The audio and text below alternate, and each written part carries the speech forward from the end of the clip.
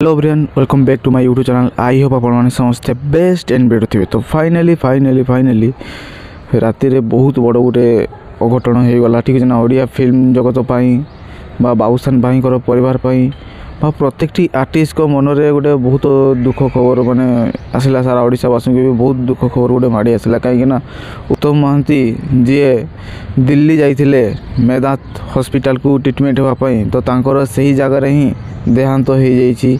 काली राति heart attack माने होइतिबारु से डेथ कर जाइछन्ती।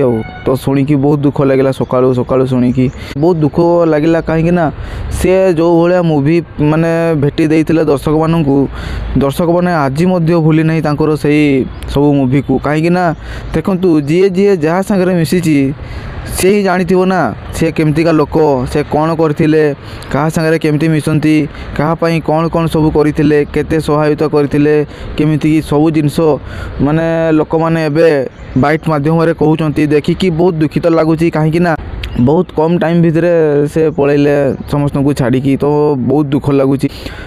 माने यही भाया सी गोटे लोक थिले जहाँ आज पूरा फिल्म इंडस्ट्री झुरुची। आज्ञा समस्त कलाकार झुरुचंती।